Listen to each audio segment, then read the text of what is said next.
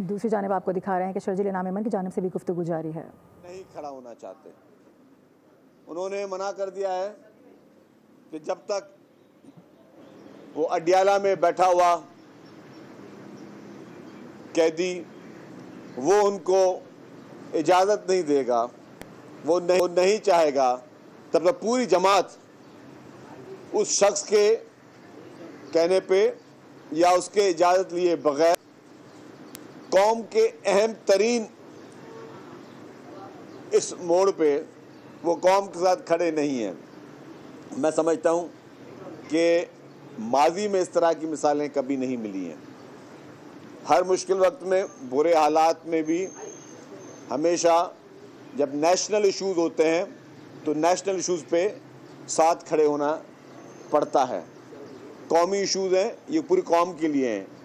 अगर कोई इस चीज़ में खुश है या वो शराकदार है कि वो चाहते हैं कि ये इंसर्जेंस रहे, वो चाहते हैं कि ये अनसर्टनिटी रहे।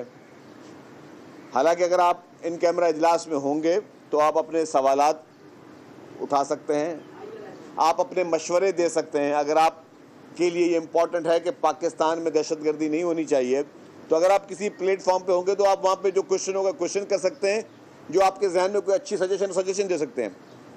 फौरी तौर पर ये फैसला करना कि हम नहीं आएंगे, मैं समझता हूँ कि इससे बड़ी अफसोसनाक बात और कोई नहीं होगी। पीटीआई को चाहिए था कि ज़िम्मेदार जमात का वो एक मुजाहरा करती।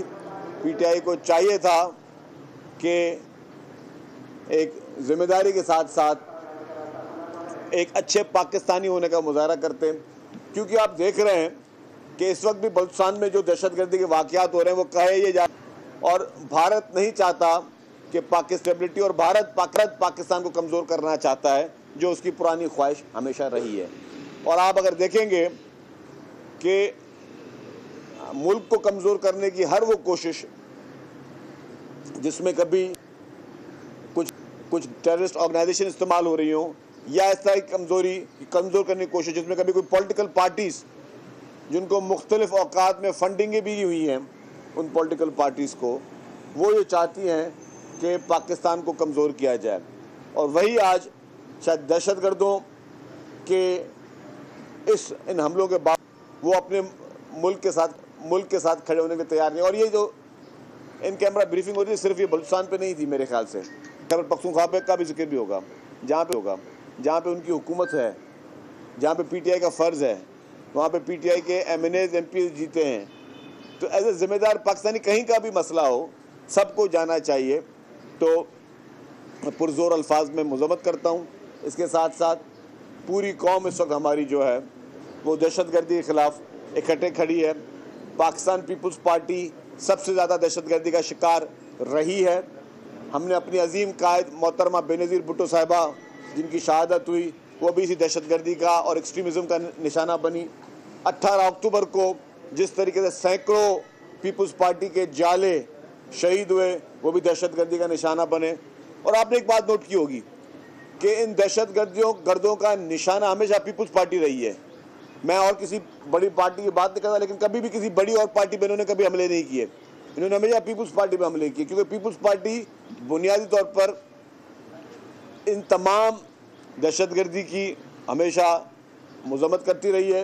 पीपल्स पार्टी खुलकर जो है इस तरीके के तमाम वाक़यात जिसे इंतहा पसंदी की लहर हो, उसको पीपल्स पार्टी ने हमेशा अपोज किया। तो ये भी तमाम लोगों को देखना चाहिए कि ये वाहिद वो जमात कौन सी है जिसने हमेशा दहशतगर्दी के ख़िलाफ़ आवाज़ उठाई है और जो दहशतगर्दी का शिकार रही है। आप और भी पार्टियाँ हैं, आप देख लें मुल्क में किसी की हुकूमत है, किसी की हुकूमत पहले थी, कभी इन पे आपने सुना है कोई दहशतगर्दी के कोई एक्सट्रीमिज़म का कभी अटैक किया हो? हमेशा पीपल्स पार्टी के ख़िलाफ़ ही क्यों किया है? क्योंकि पीपल्स पार्टी नज़रियाती तौर पर एक ऐसी जमात है जो अमन चाहती है, जो हर किस्म के हर हालात में एक्सट्रीमिज़म को अपोज करती है। वहाँ पे यहाँ जिन जमातों के कायदीन तालिबान के दफातर खुलवाने की बातें करते रहे, आज वही लोग शायद उनके साथ खड़े हैं। जिन जमातों के कायदीन फंडिंग करते रहे मदरसों की ताकि एक्सट्रीमिज़म को प्रोमोशन मिले, जो जमातें जिनके कायदीन ये कहते रहे कि जी तालिबान हमारे दोस्त हैं, हमारे भाई हैं, उनसे बातचीत करो, तो वो जमातें जो तालिबान की हिमायत याफ्ता रही हैं, जो दहशतगर्दी की हिमायत याफ्ता रही हैं, आज वो इन कैमरा इजलास में नहीं आ रही हैं। और वो जमातें जिन्होंने हमेशा डट के मुकाबला किया है, जिन्होंने हमेशा हिम्मत से मुकाबला किया और जिन्होंने सबसे ज़्यादा इस दहशतगर्दी का शिकार रही हैं, सैकड़ों जानें जिस जमातों ने गंवाई हैं, वो जमातें जो है वो अपने कौम के साथ, अपनी रियासत के साथ हमेशा स्ट्रॉन्ग तरीके से खड़ी रही है। अच्छा शजील साहब, जैसे ये बलूचिस्तान का वाकया हो तो हमने देखा कि पीटीआई के कुछ जो कायदीन थे उनका कहना था कि ये देखें सिक्योरिटी लैब्स है, फला इदारे की जो है वो कोताही है, बजाय कि वो उसकी कंडेम करते। तो इस रवैये को आप कैसे देखते हैं? देखिए, ये हमेशा पीटीआई का वतीरा रहा है कि सिक्योरिटी लैब्स टाइप की बातें करें। जब खैबर पख्तूनख्वा में उनकी हुकूमत थी तो APS वाला सानिया हुआ था, उसको क्या कहेंगे, खैबर पख्तूनख्वा की हुकूमत थी ना। और फिर उसके बाद बन्नू जेल जब ब्रेक हुई तो तभी भी खैबर पख्तूनख्वा में पीटीआई की हुकूमत थी। आज भी खैबर पख्तूनख्वा के जो हालात हैं, वहाँ का क्या चीफ मिनिस्टर अपने हल्के में जा सकता है? क्या शाम को 5-6 बजे के बाद पुलिस सड़कों पे गश्त कर सकती है? ये सारी नाकामियाँ, ये सारी नाअहलियाँ पीटीआई की अपनी हुकूमत की हैं। तो हम समझते हैं कि हालात को इस वक्त सब पॉलिटिकल पार्टीज़ को एक मैच्योरिटी के साथ इकट्ठा होना पड़ेगा। अंडर द वन अम्ब्रेला तमाम हमारे मुल्क के तमाम इदारे, पॉलिटिकल पार्टीज़, इस्टेब्लिशमेंट, सब ने मिलकर अंडर वन अम्ब्रेला इन हालात को, चैलेंज को सामना करना पड़ेगा। और हम ये हमारे सबके लिए इशूज़ है। ये कोई ये ना सोचे कि जी कल को अगर जी ये सिर्फ अगर आग बलूचिस्तान में जल रही तो ये आपके घर तक नहीं पहुंच सकती है। खुदा ना खास्ता ये आग कल को कहीं पे भी पहुंच सकती है। तो सब ने मिलकर फैसले करने होंगे पाकिस्तान के लिए, पाकिस्तान की सालमियत के लिए और इस मुल्क की जो है वो मुफाद के लिए। सब ने मिलकर वो फैसले करने होंगे। ये बताइएगा कि हमने ये देखा कि जैसे ही ये बलूचिस्तान के अंदर जो बड़े दहशतगर्दी के वाक़यात हुए, मासूम जाने गई, उसके बाद सोशल मीडिया के ऊपर जो उनके हिमायत याफ्ता लोग हैं वो बड़ी तेज़ी के साथ आ गया है। और हमने ये देखा कि जो बाहर बैठे हुए ओवरसीज मैं समझ गया सवाल, उनके साथ मिलकर देखिए जी यही बात है ना। वक्त नहीं आ गया है कि तहरीक इंसाफ के ऊपर पाबंदी लगाकर उनको क्रैश किया? देखिए जी, ये आपकी बात बिल्कुल सही, आपने बात की। आपने देखा हो जब कोर कमांडर बलूचिस्तान के हेलीकॉप्टर का हादसा हुआ था, तब भी इमरान खान के टाइगर्स और पीटीआई के ट्रोलर्स, उन्होंने सोशल मीडिया पे नहायत ही घटिया और गिरी हुई मुहिम चलाई थी। जो अभी ट्रेन का वाक़िया हुआ है उसमें भी इमरान खान के टाइगर्स, पीटीआई के ट्रोलर्स नहायत ही घटिया मुहिमें चला रहे हैं और उन लोगों के साथ मिलकर चला रहे हैं जो लोग इन वाक़यात में डायरेक्टली इन्वॉल्व हैं। तो अब अगर ये गठजोड़ देखा जाए, मैं डायरेक्टली को सख्त बात नहीं कर रहा, लेकिन अगर ये गठजोड़ देखा जाए तो क्या पीटीआई को वाकई तौर पर, जो कि हर वो मौका गंवाने के लिए तैयार नहीं जिससे पाकिस्तान को नुकसान पहुंच सके, पाकिस्तान के नैरेटिव को कमज़ोर करने की कोशिश की जा रही है, पाकिस्तान किसी और मुल्क के कहने पे और उन मुल्कों के कहने पे जो इनको फंडिंग करते रहे हैं। मैं वो फिर कहूँगा कि ये सबूत शवाहिद मौजूद हैं। शहीद अरशद शरीफ के उस प्रोग्राम को दोबारा देखा जाए जिसमें वो कह रहा था कि जी पीटीआई को भारत और इसराइल से फंडिंगें मिल रही हैं।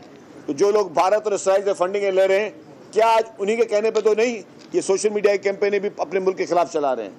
ये क्वेश्चन मार्क है and it should be address कि ये आप किसी जमात को कैसे आप छोड़ सकते हो कि वो मुसलसल इस मुल्क के खिलाफ, इस मुल्क के इदारों के खिलाफ, इस मुल्क के सियासतदानों के खिलाफ, इस मुल्क की सालमियत के खिलाफ मुसलसल साजिश पे साजिश कर रही हो और वो जमातें फिर भी बैठकर आपके पार्लियामेंट्री सिस्टम का हिस्सा बनी हुई हो। तो ये रियली इट्स अ चैलेंज। शहीद साहब, एक और सिंध का अहम इशू है 6 कैनाल्स वाला, उस पर हुकूमत सिंध का मौक़िफ़ आ गया कि कैनाल्स नहीं बन रहे। एक कांग्रेस रहनुमा है ज़ैन शाह, वो वहाँ पे गए, मौके पर पहुँचे हैं, उन्होंने बताया कि ये कैनाल्स बन रहा है, पूरी उन्होंने वीडियो रिकॉर्ड। देखिए जी, वो जब भी जाते हैं वहाँ पे ज़ैन शाह साहब, तो वो बताएं कौन सी जगह पे है, क्या काम हो रहा है। जब हम कह रहे हैं कि अभी कैनाल की काम की शुरुआत नहीं हुई और पाकिस्तान पीपल्स पार्टी और सिंध हुकूमत कैनाल बनने नहीं देगी, तो ये वाज़े दीवार पे लिखा हुआ है कि कुछ भी हो जाए, कितने भी हालात बुरे हो जाएं, वो कैनाल नहीं बनने दिए जाएंगे। तो ये loud and clear message peoples party की लीडरशिप की तरफ से है, ये loud and clear message president Asif Ali Zardari साहब की तरफ से, ये loud and clear message chairman Bilawal Bhutto Zardari साहब की तरफ से, ये loud and clear message Sindh के वज़ीर आला और सिंध की तमाम जो है असेंबली मेंबरान और सिंध की हर आवाम। इस पर तो उस दिन जब यहाँ पे असेंबली में रेजोल्यूशन आई थी कैनाल के ख़िलाफ़, तो उसमें तमाम जमातों ने मिलकर जो है यूनानिमसली रेजोल्यूशन को पास किया। तो कैनाल नहीं बनेंगे, नहीं बनेंगे और नहीं बनने देंगे। देखिए, मैंने तो कहा कि मैं भी ईद के बाद हमारे सहाफ़ियों आपको भी भेजता हूँ, आप तमाम सहाफ़ियों को मैं ईद के बाद मैं तमाम सहाफ़ियों को भेजूंगा कि जाके देख कर आएँ। दहशतगर्दी के वाक़यात बढ़ते जा रहे हैं। KPK के वज़ीर आला का बयान अखबारात में छपा है कि गैर कानूनी अफगानियों को अगर निकाला गया तो 71 का सान्या पेश आया जाएगा। क्या कहेंगे KPK के? देखिए जी, ना मुझे PTI की लीडरानी को समझ में आती है, ना उनकी मुझे इस तरह के बयानात समझ में आते हैं। मतलब गैर कानूनी, मतलब एक सूबे का वज़ीर आला ये कह रहा है कि अगर गैर कानूनी मुकीम लोगों को निकाला गया तो फलाने हालात हो जाएंगे। मुझे ये बताएं, दुनिया के कौन से मुल्क में आप इलीगल इमिग्रेंट होकर रह सकते हैं? कोई एक दुनिया का मुझे एक मुल्क बताएं जहाँ पे आप इलीगल इमिग्रेंट हो और आपको अलाउ हो, परमिशन हो। तो अगर दुनिया में अलाउ नहीं तो आपके मुल्क में कैसे अलाउ हो सकता है? और इस तरह के गैर जिम्मेदाराना बयानात, इस तरह की गैर जिम्मेदाराना चीज़ आप PTI के इन अहमकों से सुन सकते हैं। थैंक यू जी, शुक्रिया। वज़ीर इत्तलात सिंध शर्जील मेमन इस वक्त कराची में मीडिया से गुफ्तगू करते हैं उन्होंने कहा कि इन कैमरा ब्रीफिंग सिर्फ बलूचिस्तान पर नहीं, खैबर पख्तूनख्वा पर भी है। पूरी कौम दहशतगर्दी के खिलाफ खड़ी है। सब्सक्राइब करें और बेल दबाएं ताकि कोई खबर रह न जाए।